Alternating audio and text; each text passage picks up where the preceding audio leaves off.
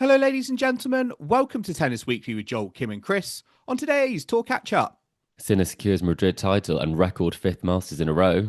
Kostyuk captures maiden 1000 crown. And Emma Raducanu teams up again with her US Open winning coach. Chris, today is the 4th of May, and we are here to catch up on the week in tennis at Tennis Weekly HQ. On today's episode, we are coming off the back of the Madrid Open finals, where Jannik Sinner is once again a Masters champion. He is the men's champion, defeated Alexander Zverev yet again as well in the final. He is now the first man ever to win 5 Masters titles in a row. We'll certainly be getting into that. Marta Kostyuk also is the women's champion, defeated Mirra Andreeva, celebrated with a backflip. We will be getting into that. Emma Raducanu also teaming up with her US Open winning coach, Andrew Richardson. We'll be talking about that in the second half, along with Kei Nishikori's announcement that he is retiring from tennis at the end of the season. We've also got some French Open updates, and we're going to be looking ahead to the Italian Open in Rome. We are recording. The draws have literally just come out. We're going to be making some predictions. Is Jannik Sinner going to win again? What will Novak Djokovic do? Novak Djokovic is back, so we'll be talking about that in the second half. But Chris, we are back and we are fresh on Monday, and it's May the 4th, which, you know, for everyone, of course, around the world, it's Star Wars Day. And certainly the force is strong at the moment with Jannik Sinner and and Marta Kostyuk. It has been strong. I mean, Jannik Sinner, the force has been strong for a while now, I think. It's never gone away. Yeah, I think the force might also be strong in Rome, not to give any spoilers about our predictions. But yeah, happy May 4th to those that celebrate. I think maybe Kim, maybe she's celebrating somewhere. Is she a big Star Wars fan, Joel? Oh, we need to find that out. I feel like, I feel like see she her must being be. into it. Yeah, exactly. Yeah. But May the 4th. Lots and lots for us to talk about. And surprisingly, actually, a little bit kind of related to tennis, kind of not. I actually won a competition the other day for some tickets to some table tennis, Chris.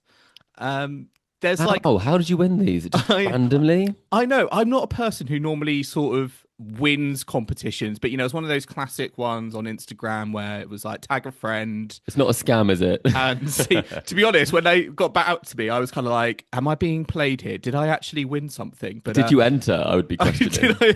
I got tickets for the I think it's the World Team Championships table tennis. They're at Wembley Arena and the Copper Box. Like, UTS, I mean, the same stadium. I didn't know it was that big. Yeah, across 2 big locations in London. But you big fan of table tennis? I feel like there's the space is now cluttered. We've got pickleball, we've got paddle, we've got table tennis. There's lots and lots of racket sports now to pick They're from. having a moment, aren't they? And I think I quite like when you see the tennis players playing table tennis. You know, quite often you see that at events because, you know, you can't put a full-size tennis court in your Prada event or whatever it might be. And then you see them playing, you think, hang on a minute, you might be good at tennis, but maybe I could take a couple of points of view on table tennis. It's especially so funny.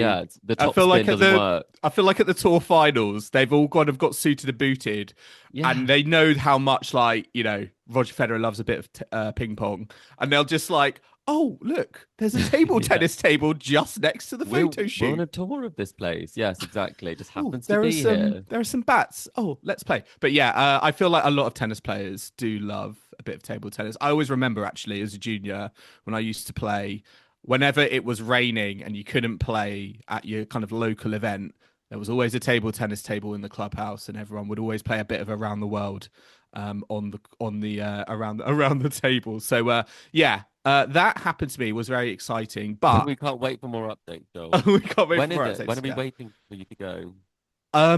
Well, I think it is. It is over this weekend and bank holiday for our global listeners, and I think tomorrow as well. So very interesting. And now let's move on, as always, Chris, to what caught our attention this week. So what did catch your attention this week? Well, I've moved on from Madrid. I think we all have moved on quite quickly. You said the Rome draws out. I think after that final, I mean, we all moved on. I think it was easy to move on. Well, I hope Zverev can move on quite quickly too. But in Rome, what's already happening is, I'm not sure if you've seen this, Joel, but they've set up a court in the Piazza del Popolo. and it looks so iconic. I've sent you a few pictures of it, and essentially it's this sort of very famous square in Rome. It's very popular with tourists. It's a fantastic spot, and they've managed to kind of set up a full clay court in the square, and it's proven to be very popular with the tennis players. So Iga Swiatek was practicing there. They released the time, and there's quite the crowd. So I think it's just one of those things where it's a great way of building tennis, but also when they do these stunts, I don't often think I'd quite like to play there. Whereas this one, I think, right, pass me a racket. I'm going to jump over the barrier, and give a few backhands a go. Yeah. Yeah, I mean, I do like it. It's like the antidote, I feel, to the the Madrid Bernabeu court, which was like ultra exclusive, weren't going to have any fans in there, was a bit kind of secretive. Didn't feel like all the players really actually wanted to play. Sabalenka didn't go, did she? Sabalenka didn't want to play on there. I think she felt the surface and the conditions, it just was not conducive to helping her Madrid preparations. But I really love this. I mean, it's open, it's accessible. They put the times out when the players are on. I absolutely love this. Yeah, and you can have a bit of gelato whilst you watch Iga Swiatek get ready for the French Open. I think it's a good way to kind of get more attention for the event, more people to come in. I mean, I don't think they're going to have a problem with the number of Italians playing, though, Joel, and Paolini defending her title. But either way, I thought, as you say, it's a nice stunt and not necessarily, we're floating two players on water and they're playing with a bat. Yeah. I'm actually, last thing, I will actually say, I'm looking at the photos. I think they could put a second one in there. Get some, get one on the other side of the monument in the middle. Yes, have a bit of symmetry going on. They could also expand the grounds, and maybe this actually does become a match court. Maybe Wimbledon, if it doesn't go through. Is this like Rome 125 happening with just sort of makeshift courts? Yeah, it could be. And then if the Wimbledon plans don't go through, maybe they'll put one in, the centre of town. That could be quite something. Well, I also have an Iga Swiatek related piece of content because I spotted that in the build-up to Rome, Iga Swiatek was on the golf course.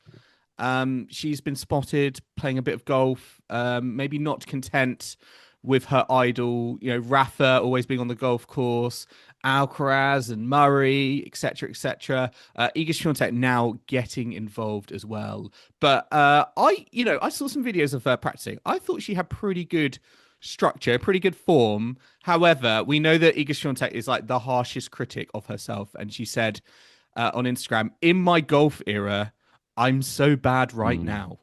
I mean, golf is something you have to have a lot of patience for. I think she's very methodical. I'm sure she'll get there. But my bigger question is, Joel, is she left-handed? Oh yeah, Is this mirrored, this picture? I always wonder with that when the photos are taken and they get posted. Is it the wrong way? Is it the wrong way round? It's a left-handed swing, isn't it? Yeah, maybe she's just trying. Be more Rafa. Yeah. Except Rafa swings right-handed, I think, actually, as well. So. Maybe she just doesn't know. Maybe that's why she's so bad. Which side. She doesn't know which side. Yeah. I feel like maybe we need to try a bit of golf, getting in on the tennis. We could do an annual golf trip for Tennis Weekly. Could we just go to the pitch and putt? What about Top Golf? Something a bit easier. But I was going to say, obviously, Kim's not here this week. She's actually on holiday. We do have to make a little mention to something exciting that happened in the Rafa-verse, where he actually kicked off. He was the flag waver. Is that the technical term, Joel? I think so. I'm not going to lie, not the biggest Formula One fan. And I don't think this was the Grand Prix, actual Grand Prix. Or was it? I'm not sure. Actually, maybe it was. I get confused. Well, he waved the flag in Miami, I believe, for the Grand Prix that happened there, because I can see the Hard Rock right behind it. So it came close to tennis, and then Rafa was there as well. So on Rafa updates for Kim, she would have enjoyed this. He was waving a flag in Miami. I love how he was introduced as 22-time Grand Slam winner. I just wondered whether they tennis. Tennis. I just wondered whether they would, do the whole spiel and, like at the French Open, just rattle off all 14 his, time, all his Grand every Slam year. titles. Yeah. Maybe the Formula One fans wouldn't care too much. It's only the as much flag waving can't go on that long, can it? It can if you're Rafa. It's got great dexterity. Right, let's move on and look at the tennis now in Madrid. We're going to start with what happened in the men's event. We had Jannik Sinner versus Alexander Zverev in the final. Before we get into it, we just got to say, actually, very big kudos to Kim, because she did get the final and the champion right in our predictions at the Oh, you start mean of the 1 event. versus 2, Joel? Yeah, I know. Big claim there. But yeah, Kim, very well done. Sinner and Zverev. She Sinner, predicted the winner of Sinner and Zverev. Who could have done that, Joel? You know? Exactly. But who could have predicted, or maybe you could have predicted, the fact that it was such a clinical match from Jannik Sinner, the fastest Masters 1000 final on record, 57 minutes. He's now got 28 wins in a row at Masters level, 9 in a row over Zverev.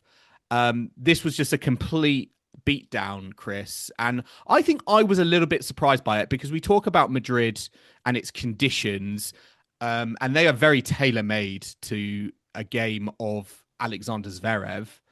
He's won there before as well. So I was actually expecting this one to be a little bit more competitive than their previous encounters this season. But actually, it was the total opposite. It was. And I always think with these results for Zverev, and when big servers and players who should have a huge weapon aren't winning as many points behind it as they should do, then that is a big red flag for how you're playing. But at the same time, I mean, Jannik Sinner was, another level. It was scary at times as well, in terms of the fact he took all of his break points. He outserved Zverev, 8 aces to 2 aces. Pretty much everything worked, and he didn't look back. I mean, he just completely dismantled the world number 3 in this sense. And I think he was like 5-love up in like 17 minutes or something. And you do feel sorry for the crowd in these moments. But I mean, take nothing away from Sinner. The challenge was to keep winning these Masters titles. And it's not looking like anyone's getting any closer to stopping him from, winning 6 in a row. Have we learned anything new from Jannik Sinner? I mean, this was a title I don't think he has won before. He's now 1 away from completing the Masters set. If he wins in Rome, he's 2 away from completing tennis.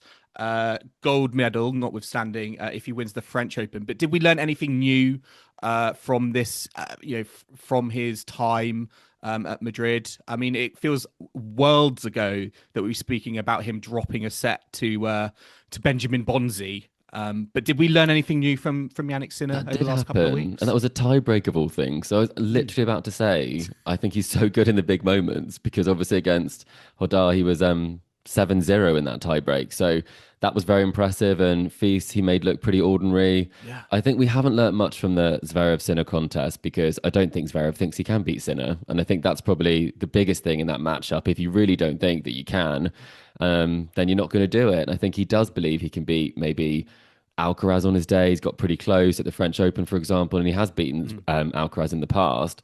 But with Sinner, I think it's that bogeyman for him, where he almost allows himself to lose to him in some ways, from the perspective of he doesn't think he's going to win it. So the expectations he has on himself clearly are not high enough, because, every single player who Sinner played in the draw got more games than him, lasted longer on court.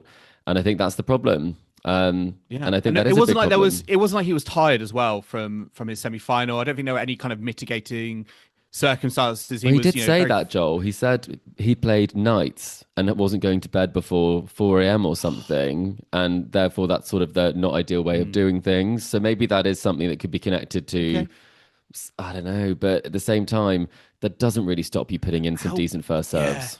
How big of a difference does that make? I mean, for me, the big difference is just like Zverev on the Sinner serve, just how few chances he was creating. I mean, 0 break points here. This has been a story of the season with Sinner. He gives you so little chances on his serve, but when you do get those, you need to obviously make the most of them. And Zverev just was not doing anything remotely interesting or putting Sinner in difficult situations on his serve. So yeah, sadly, yeah, was kind of the same case of old. I think it was interesting though hearing from Zverev because he actually said that he thinks that there is a big gap between Sinner and everybody else. I think we can all agree with that. But he also says that he thinks there is a gap between Alcaraz, myself, and maybe Novak and everyone else. So he thinks he's in a group with Alcaraz and Djokovic that is separate from everyone else on the tour. Now, this has got a lot of people talking on social media because when I heard this, I was like, I'm not quite sure about that, but I'd be interested to hear your point of view on that. When you say not quite sure, I think you're setting me up to do the heavy lifting here when it comes to slamming this statement. I mean, it's borderline delusional when you look at it because he hasn't been necessarily challenging Sinner in the way that Alcaraz has. I mean, Alcaraz holds three of the Grand Slams. Sorry, I've already forgotten that. It's three of the Grand Slams. Zverev holds zero of them. And Djokovic made a final of the French and hasn't lost before the semi-final since, I think, 2024 or something of a slam.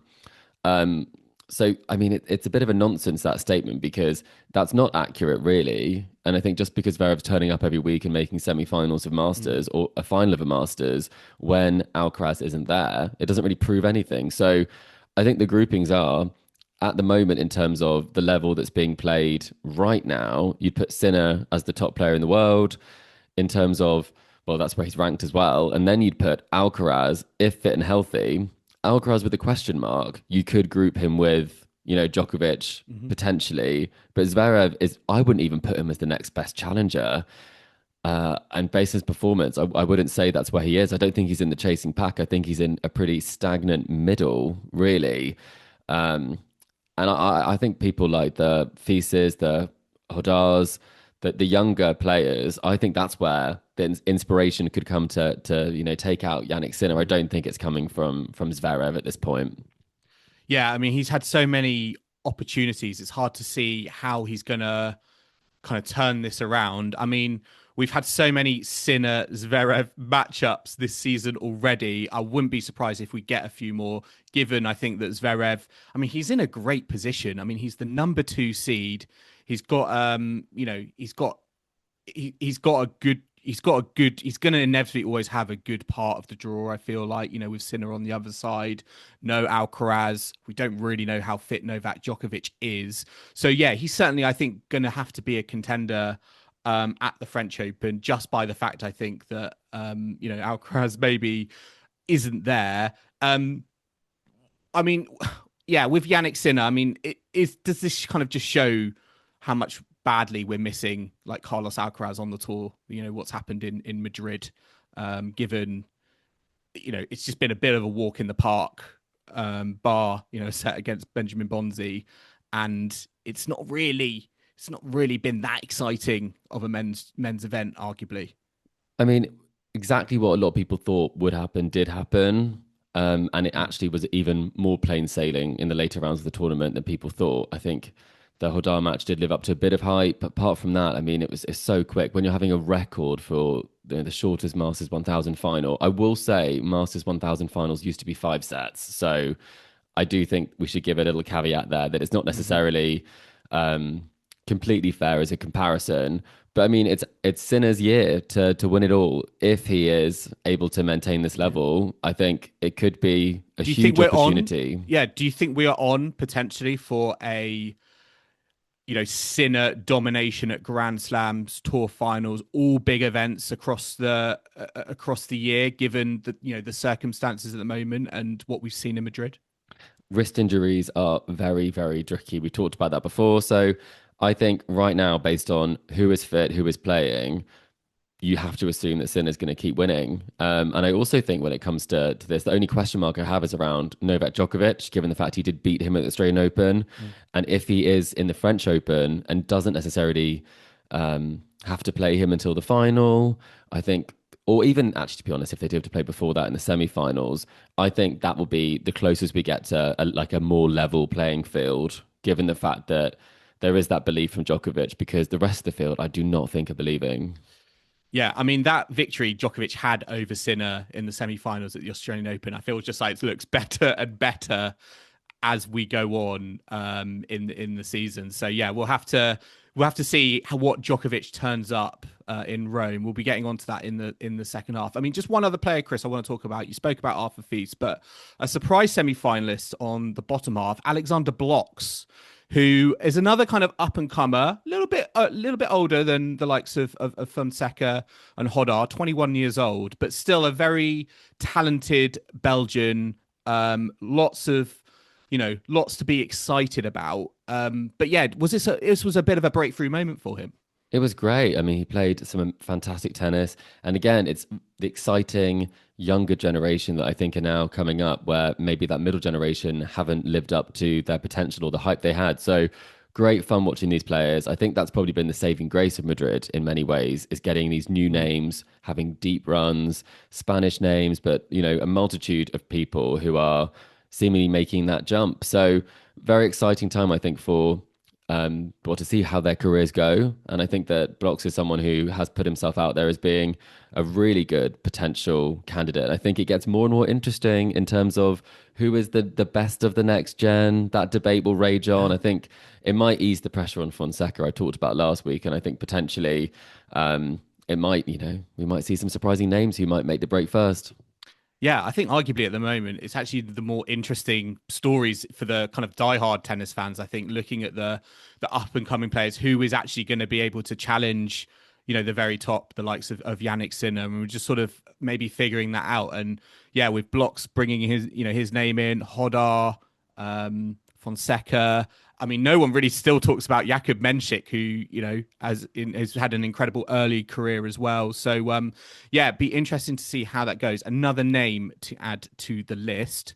Let's move on now, though, to the Madrid Open women's event, because we had a surprise winner in the Madrid Open women's event. Marta Kostyuk defeated Mirra Andreeva in the final in straight sets, 6-3, 7-5, 1 hour and 21 minutes. Yeah, this was her first 1,000 title. I mean, Kostyuk's been on. I mean, both players in the final are the form players. They've had great clay campaigns so far. I mean, Kostyuk won in Rouen very recently, and then now has won in Madrid. Chris did a backflip to celebrate, but yeah, what did you make of Marta Kostyuk's run in Madrid? I thought it was really impressive. I've always thought she had so much potential. When you watch how she plays, she's someone who moves so well. I mean, we've seen her acrobatics, former gymnast. She really does look like that on the court. And at times she's lost her way. She's had some strange form, hasn't always been the most consistent player, but she's always had the ability. And I think some of the results she put together were hugely impressive. I think, bageling Noskova, taking out Pegula in straight sets, someone who really doesn't lose early and doesn't lose to players who she shouldn't be losing to rankings wise, really did kind of make the point that she really has kind of upped her game significantly. And then even when it came to moments where sometimes mentally she hasn't always been the most together, she was able to, hold out, win that match, take out Andreeva, and also bounce back from a 6-1, set loss in the semi-final. So whatever was thrown at her, she handled, and then she did a backflip on top of it, Joel. Yeah, I know that was that was so good. And also like moments before, she I think went over on her ankle on one of her match points, and yeah, I was almost like, oh, what's happening here? Is that gonna throw her? But yeah, she was able to to come through. I think, for me what was interesting is that, she's spoken a lot about kind of the mental side of her game, and one of the things kind of in her head holding her back was that, she was getting too emotional on the tennis court, and actually she has been using a therapist to help her be a bit calmer. I wouldn't necessarily say emotionless, but just a bit more level-headed on the tennis court. And I think you could see that this week. She was very calm regardless of the situations she was in. As you mentioned, the match against Potapova in the semi-final, when she got breadsticked along the way, was it? Yeah. So in the second set. So things like that to come back out of, I think, was very impressive. I loved also how aggressive she has been across the week on her player's serve, where she's been standing like noticeably against Andreeva inside the baseline on the return of serve. She's just playing some really front foot tennis that her opponents have real trouble, I think, with dealing with, and certainly Mirra Andreeva was one of those. It was intelligent, good measured, and focused, I think, which is something that you wouldn't always say her game had been about. I think it was a bit more scrappy at times. So I really enjoyed it. And it's quite fun to watch, Joel. I think there was quite a great display of athleticism as well as kind of it was really enjoyable. I mean, what does this mean for her and kind of Grand Slams and the French Open? Because I think for me, we'll get on to Sabalenka Baptiste, but the French Open at the moment, in terms of the women's event, feels wide open. Wouldn't necessarily say there is one player who is standing out head and shoulders above everyone else, like on the men's side with Jannik Sinner. I mean, does that give cause for optimism for someone like Marta Kostyuk? I think she will be optimistic about her chances of doing well. She's never done well there before, really. I think she made a fourth round in 2021. And since then, she's won one match. So it's not been a happy hunting ground for her. She's lost more than she's won there. I think she'll be looking to improve that record. I think based on this sort of result, you have to think you could be a contender, but she hasn't played some of the big names in this tournament. If you look at the list, Pegula's the highest ranked one she played, who's not necessarily known as the Queen of Clay. So there are some question marks still there. I think it is wide open, but I think these are the sorts of confidence building runs that actually can make you very dangerous, especially when you look at where she might be seated in the draw. Yeah, I agree. I think certainly I would love to see her in the second week of a Grand Slam and see what she can do from there. Break new ground at Roland-Garros. I mean, the other finalist, Chris, Mirra Andreeva, she will definitely have ambitions of winning her first Grand Slam at some point. And we know clay is a very, very strong surface for her. What did you make of her kind of performances in Madrid and the final itself? Because I think the lasting image we have of Andreeva in the final was, yes, we had the jubilant celebrations of Kostyuk back flipping on the court, but at the same time, Andreeva was in tears at the net on her bench.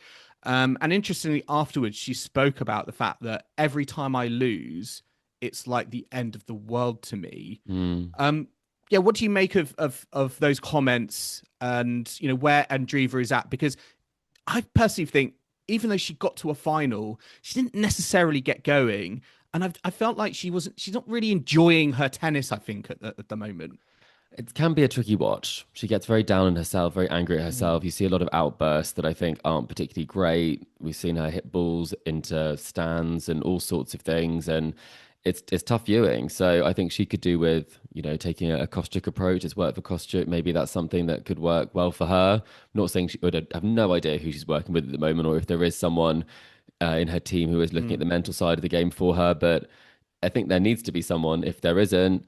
And I think she's got all the talent, but again, it shouldn't feel like the end of the world. It really shouldn't. And I think for some players, it's really crippled them because it has felt like that. And even players like Osaka, I think it's taken her a very long time to not see these wins as the end of the world, because it's fine if you do see that after the match, but I think you can't let that creep into your thinking during a match that it's the end of the world if you lose and there's only one option, because there are many more titles, there'll be many more opportunities, and I think some perspective might be what she's lacking. But she is so young still, and I'm sure that will come. Yeah, I mean, she's still 19 years old, incredible prospect. But I think, for me, perhaps, this season, there's been that kind of transition of, like, there's more expectation now. These are matches, these are finals that, a lot of fans will be looking at Andreeva thinking, if she wants to kind of live up to the billing, she should be defeating, Marta Kostyuk. She should be winning, Madrid. And if she can't do that, then what does that say, for example, maybe about, her credentials when it comes to the Grand Slams? I thought, watching the match, it was interesting that she was coming to the net quite a bit. And I think she was being lured in a little bit too much by Kostyuk. And that is not a part of her game that I think is particularly as strong as, let's say, from the back of the court. And Kostyuk's defense, she was lobbing, she was producing some incredible passing shots as well. It didn't feel like that was maybe the right execution from Andreeva. I guess it's because you got to hit past Kostyuk, but she is a great doubles player. I mean, she was in the doubles final as well. She's a silver medalist at doubles, so maybe it's translating that to the singles court that could be a bit challenging. But I mean, she's got so much variety. And another player I wanted to bring up, Joel, who has a lot of variety, Hailey Baptiste. What a week! What a match! That was probably the standout match of the tournament for me. Not sure about you, Joel.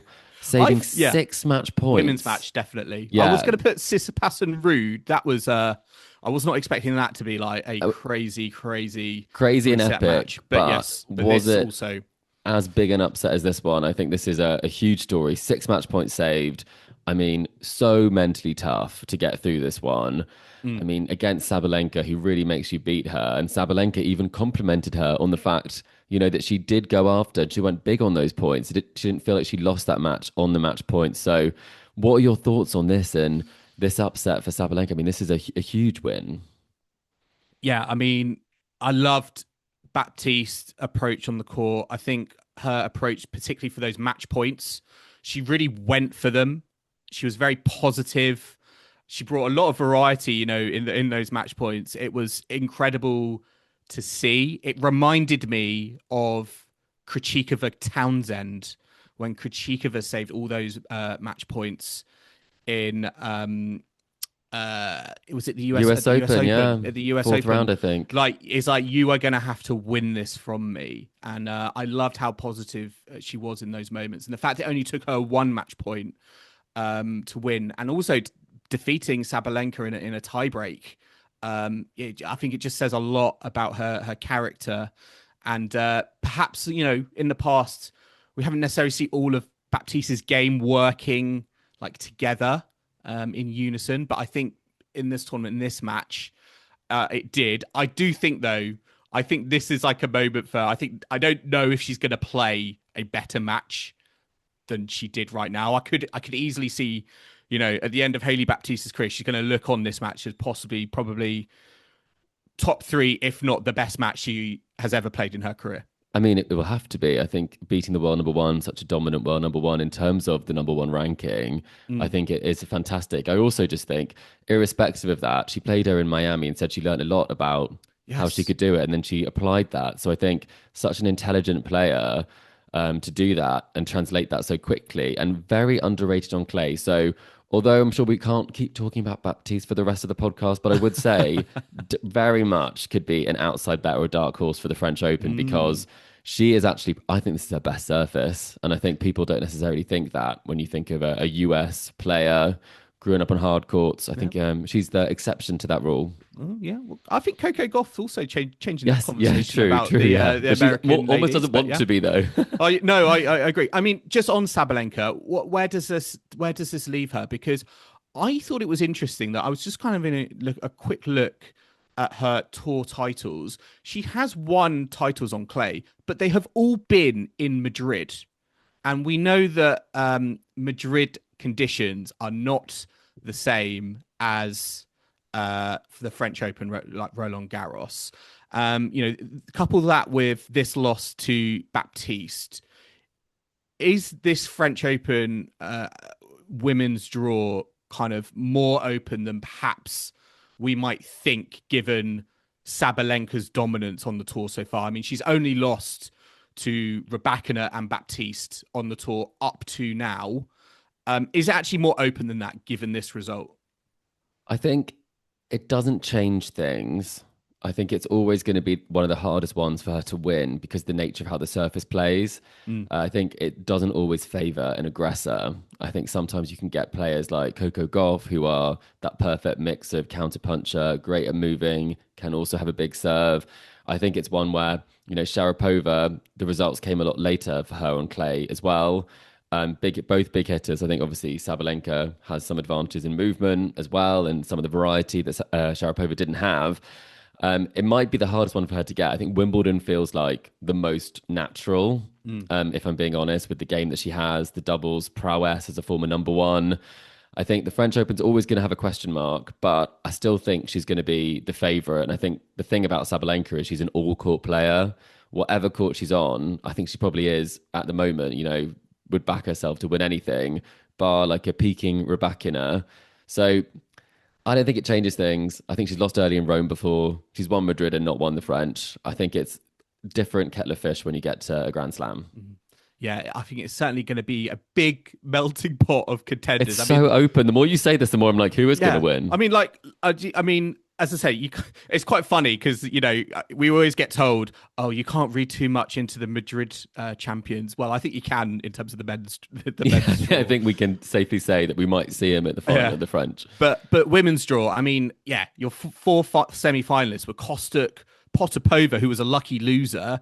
She's in Rome qualifying already. Baptiste and Andreeva. None of the really big, really, really top names featuring there. Many question marks about form. There's a lot of question marks. But yes, we'll have to see if any of those question marks get answered in Rome at the Italian Open. We're going to take a quick break now, though. Do join us in the second half where we will be discussing Emma Raducanu reuniting with her former coach Andrew Richardson that led her to US Open glory. Kei Nishikori's announcement he will be retiring from tennis at the end of the season, and we take a look at the draws and make some predictions as the Italian Open gets underway in Rome. So do not go anywhere. Welcome back to the Tennis Weekly podcast. And as always, let's kick off the second half with a game. And Chris, I'm back with another par for the courts for you. And our listeners last week, they got in touch with us because a few of them were a little bit like, I think you were a little bit harsh on Venus Williams last week with your par for the courts. So as an antidote to that, I am giving a more positive Venus Williams par for the courts for you this week. Grand Slam final players she's beaten? You're not far off. My question for you and our listeners is, more broadly, players that Venus Williams has played in a Grand Slam final or an Olympic final. There are 7 in total. My goodness. And for context, she has been in 16 Grand Slam finals and 1 Olympic final. So there are 7 players she has played across all of those matches. I would like you to name me as many as you can. And I'm going to set the par here quite high. Oof. And I'm going to say... I'm actually feeling quite confident. I don't know why. Okay, I'm going to go 100%. 7 out of 7. I'm a huge Venus Williams fan. Okay, I feel like I've backed myself into corner. Right, I'm expecting 100%. I 7 out want of 7. to really impress you by going for the 2000 Athens Olympics first. Well, but I think that Olympics was in Sydney. Oh, Sydney. Sorry, yes. So I've not impressed you. Start. Okay, well maybe I don't lead with that one based on my memory, but. Oh, shall I do it? Shall I be brave? If you want to go for the Kim approach, be my guest. I won't go Kim approach. I'm going to go Serena Williams. Serena Williams is a correct answer. Very good. That is 1 out of a possible 7. But she's won or played. Just played. So 1 or lost. Yes. Garbiñe Muguruza. That is a correct answer. Very good. The last player Venus Williams faced in a Grand Slam final, correct? So that's 2 out of 7. I am going to go for Marion Bartley. Very good. Yes, correct answer. 3 out of 7. Who else has she played in a Wimbledon final? Well, I'm going to have to go I'm not as confident as I thought I was. But I do know that in the 2000 Olympics, I know the silver medalist was Elena Dementieva. That is very good. Yes, correct answer. Love a little Elena Dementieva reference. Great player. 4 out of 7. Very good. I have a confession on that front. I know this is interrupting the quiz, but I found a Nintendo Advance game, and Elena Dementieva was one of the players you could play as on Oh, it. wow. Yeah, I found that because I'm currently in my family home, but Oh, that didn't necessarily jog my memory of that particular okay. statistic. I always had this random memory that she had incredible slice potential on her serve, but she found it so hard to hit flat or hit with like a kick serve or Yeah, the topspin. serve was definitely an issue. And she had a very memorable kind of sound that she would make after hitting. Almost like a sneeze. Yeah, yeah, it Yeah, it was. was a Yeah, bit. Yeah. All right. but I'm Well, saying this. I love Elena. she was great. But we digress, I've got some Chris. more time. I've been Yeah. thinking. I'm pleased I bought some So time. there are three left. Three answers left on the board. I know one of them. Okay, I hit know me. there was that epic 9-7 in the third against Davenport in 2005 at Wimbledon. Very good. Yes. Great match. Lindsay Davenport is a correct answer. So that is 5 out of 7. I think I have a loss that I remember. I think she made a Grand Slam final before Serena did, and then Serena won the first Grand Slam title out of those two. And I think she lost in the US Open to Martina Hingis. That is a correct answer. Very good. Martina Hingis is right. That is 6 out of 7. So it comes down to this. One more name to get par for the courts. 100%. It could be a record. It could be history making. I don't know if we have got 100% par for the courts ever, but you have the chance here. Who is the player you're going to give me? Oh, so hard. I really am not sure. Um, I'm trying to think about like who could be a good guess for. I think it's a Wimbledon final that she won, is what I'm looking for. Um, but that's all I know. I might have to bow out, but I'm going to say Conchita Martinez. Conchita Martinez? Maybe it's recency bias. It's incorrect, Oh, Chris. It's not who a was it? correct Was it Wimbledon? answer. I mean, I will come to it in a sec, but you were very, very close. So the answers you gave me: Hingis, correct; Davenport, correct; Serena Williams, correct; Bartley, correct; Muguruza, correct; Dementieva at the Olympics, correct. The player I was looking for, 2001 Wimbledon. She defeated this player in a topsy-turvy match, 6-1, 3-6, 6-love. Justine Henin. Justine Henin. Justine Henin, yeah. I have completely deleted that match from my memory. Do you remember that one? I can't even remember Justine Henin in a Wimbledon final. I don't remember Justine Henin getting bageled in a Wimbledon final. I know she's a great grass court player. But yes, Justine Henin, yeah. Well, now we know. So there we go. Did I make par? I did. You got 6 out of 7, which is pretty good. I set par at 7, which feels a bit harsh, but 6 out of 7, that's still an incredible. I was overly confident and then also mixed up my Olympics immediately. So I think I was never going to get 7, was I? I mean, listeners, let us know. Did you get 100% on our path to the courts? Do reach out and let us know. Be interested to know. We'll see how Kim also got on. But let's move on to our mailbag, because we had Janet on email reach out to us and ask, "Hi guys, I loved seeing Marta Kostyuk's break out the backflip during her Madrid victory celebrations. This got me thinking, what do you think are some of the best celebrations in tennis?" Ooh. I guess this is like an entertainment celebration, so it can't be like, the ice cold Rybakina, not even, expressionless as she won Wimbledon. It can't be that. It's got to be like the Petco dance. Do you remember that one? Oh, that's a good one. Gone straight there. What about, Djokovic and the violin? That is always pretty interesting. What about Novak Djokovic eating grass? Yes, that has also happened. I think this was like mid-match. I do love the Andy Murray bicep. I'm going to do it now on camera. He used to do that. Yeah, when the bicep was a thing. not my favourite personally. I mean, Serena's got the crip walk. I prefer the dancing, if I'm honest. Okay. A bit of a boogie on court. I like the Venus twirl when she wins. That's a nice one.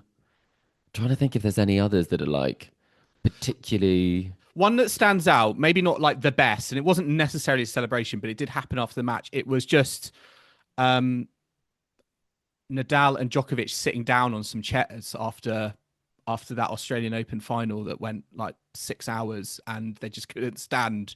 Yeah, on the line judge chairs or something. Yeah, during exactly. that prize ceremony that took like half an hour. Yeah, I mean that was iconic. That was iconic, but I'm not sure it's a celebration. I think one of them was not celebrating, Joel. It was a relaxation. Yeah, it was. It was the body fully stopping. Yes. I was trying to think. Medvedev and Tsitsipas, didn't they do some dances and some moves when they beat each other? Wouldn't surprise me. Tsitsipas did some sort of a robot-y thing, and then Medvedev did like the snorkeling type thing. So, I mean, I like the more ridiculous ones. But then again, there's also like the classic Sharapova kiss to every corner of the crowd, very classy. Leighton Hewitt, just the come on, like it's so that is something that just everyone does now.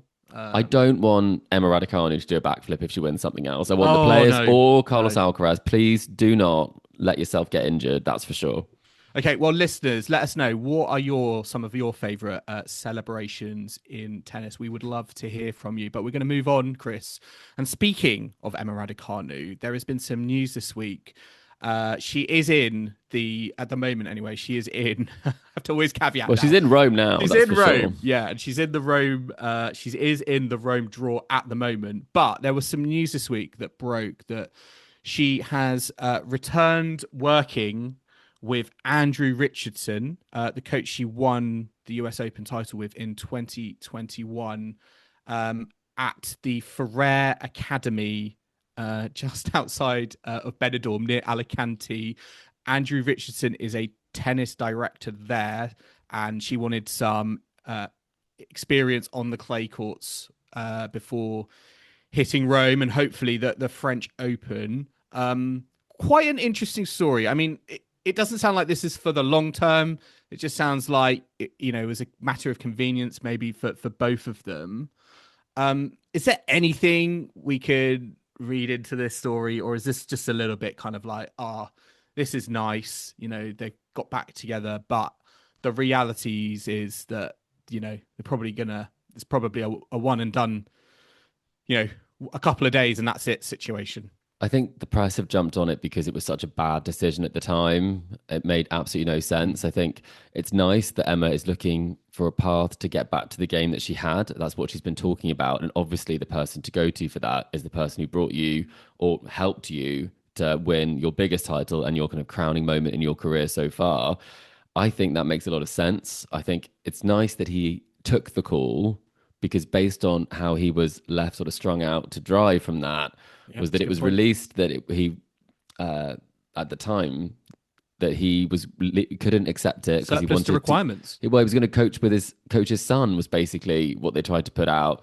And he did an interview a few years later in 2023 and said that was never the case at all. I wanted to carry on. I had a plan, and he got told by the agent that they would be going in a different direction. So, I mean, he said he definitely learned some lessons from that whole experience. And I think probably the lesson learned would be don't deal with Emma Raducanu's camp based on the fact that they don't make great decisions and you can't have any job security. And it's not probably worth leaving, his role at the tennis academy, the Ferrer Tennis Academy in Alicante for, Emma Raducanu's team to muck him about again. So what I take as positive is the fact that she is looking to get back to where she was. She is still looking for those answers. And I think it's also positive this relationship hasn't been completely destroyed from what happened, because it was such a special thing they did together. And hopefully he'll always be someone that she could go to. And maybe there is an opportunity, but I'm not sure if I was him, I would take that opportunity if the same team are working with Raducanu. Yeah, it's nice they've had a moment and there's been kind of respect there, and maybe there is something that it can build on. I do think this story makes me think there is a big fascination in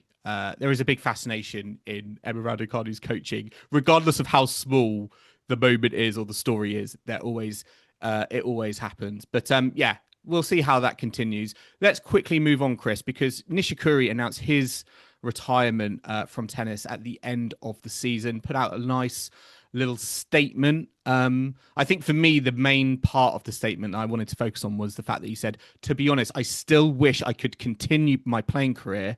Even so, looking back on everything up to this point, I can proudly say that I gave it my all.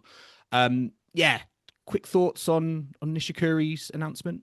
I think we did hear rumors of this that were not confirmed. His agent denied it. He was going to retire at the Tallahassee Challenger or whatever it was. Yeah, a couple of weeks ago. So obviously there was an announcement that was planned, but I mean, it doesn't surprise us given the fact that he hasn't been able to get himself back to the level he'd want to be at. So it is expected, that's for sure.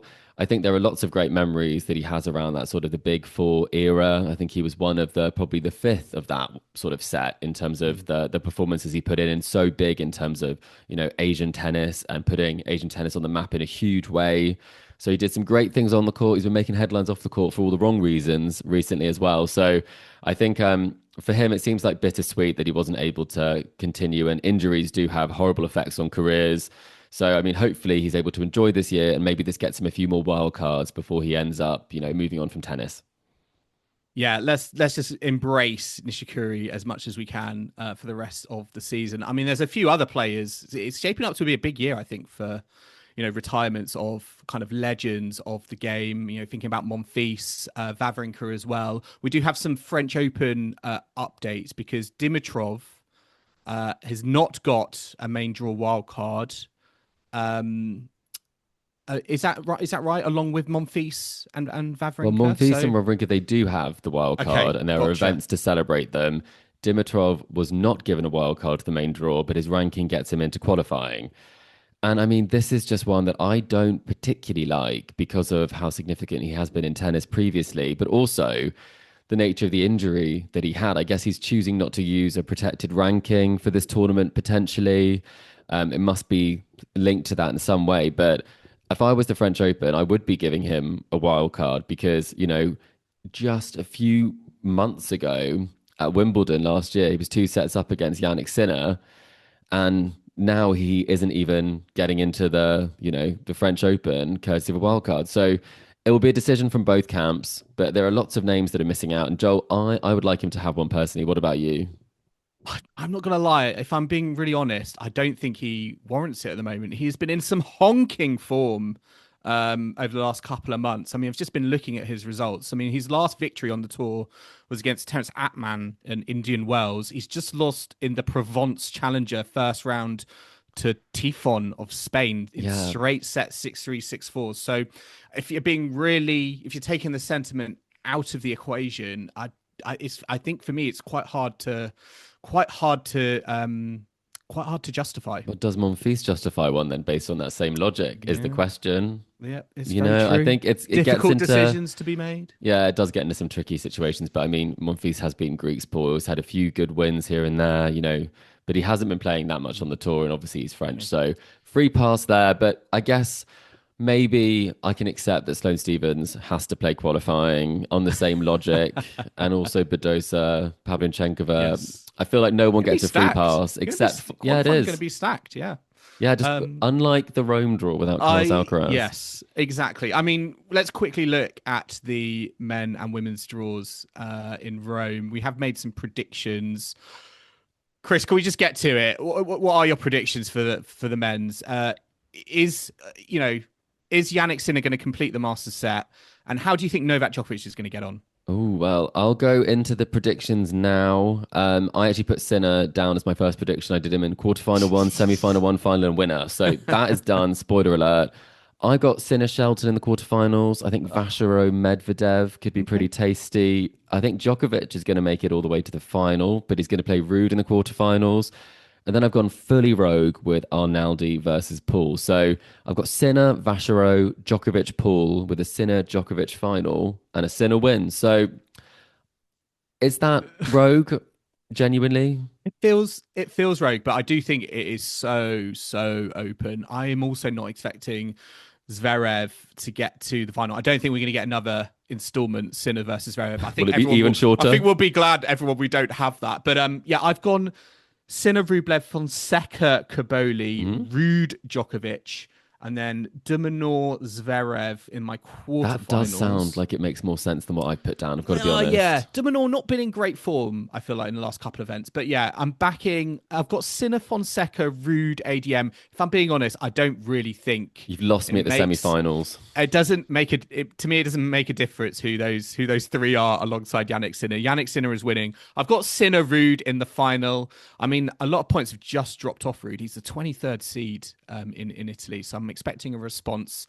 I think he likes these courts. So yeah, but I've got Sinner as my champion. I'm on board for that. And you've got Djokovic having a decent run before the French. So, I mean, he didn't play this last year, I don't think. So it's good to see that he will have some clay form before he hits Paris. Do you think, just very quickly, do you think he will play Geneva or like one more event? You think this is it before this the French and then Open? French, 100%. Yeah. He needed to play beforehand, I think. Okay, right. Very quickly, let's move on to the women's draw. Jasmine Paolini is the defending champion. We've got all the big names. Sabalenka, top seed. Rybakina, second seed. Coco Gauff, third seed. Iga Swiatek, fourth seed. Interestingly, Swiatek and Osaka could face each other, I think, in the fourth round before the quarterfinals. But Chris, who have you got? Well, if Osaka makes it there, I think she's at the Met Gala as well as Venus. So oh, I mean, right, okay, bit chaotic. But I have gone rogue again because I feel like everything's out the window. Champion. Raducanu was winning it, yes, and she's reuniting with her coach for more than a couple of weeks. But Cristea Zheng, I've gone for. Zheng has played really well previously in Rome. Gauff Paolini, I think the Italian element will lift her. I think Muchova Swiatek will be an absolutely epic clash. I also think Kasatkina might push her quite hard as she picked up a 1-2-5 this week. And then I've got a classic from Rome, Svitolina Pliskova, rolling back the years. And then if we continue on in my draw, I've got Zheng, Gauff, Swiatek, Svitolina. Gauff, Svitolina, I think Iga might get rumbled by Svitolina before Gauff takes it. So I've gone not the roguest, but I do think, again, I don't necessarily believe what I've just told you, Joel. Well, one matchup I'm very intrigued by is Sabalenka potentially play Krejcikova in the second round. Krejcikova's back. Krejcikova, Giacomo, first round. Winner plays Sabalenka. I am excited to buy that on paper. I have just looked at their head-to-head, and it is 6-1 to Sabalenka. So a little bit less excited. Yeah. But yes. But yeah, I've got Sabalenka, Bencic, Gauff, Andreeva, Muchova, Osaka, Svitolina, Rybakina, Sabalenka, Gauff, Osaka, Rybakina, my semi-finalists. I've got Sabalenka, Osaka in my final. Big hitters in Rome. Yeah, I'm not sure about that. I've got Sabalenka winning her first non-Madrid clay title. I feel like you found out that stat and you're like, that's got to change. Yeah, I'm going ham on it. But yeah, nice. I think we're going to need a response, I think, from that Baptiste result. So yes, let's see. I'm all in on Rome though. We can put Madrid firmly in the rear view mirror. Indeed, and do let us know your predictions. Do you agree with us? Do you not agree with us? And Kim will have to let us know at some point. Maybe in the midweek, she can do an updated predictions and we can judge her on that, Joel. Exactly. We'll make sure to judge her next time we are all on. But we're going to wrap up there our latest tour catch-up here at Tennis Weekly HQ. We hope you've enjoyed the ride with us. Remember to subscribe so you don't miss a moment of ATP and WTA action as we head towards Roland-Garros. You can find us on Apple Podcasts, Spotify, YouTube, and all your favourite podcasting platforms out there. And if you love what you're hearing, be sure to leave us a rating and review on Apple Podcasts or Spotify, as well as hit that like and subscribe button on YouTube. And you can stay connected with us on social media. We're on Facebook, Instagram, TikTok, Threads and X, and the handle for all of those is Tennis Weekly Pod.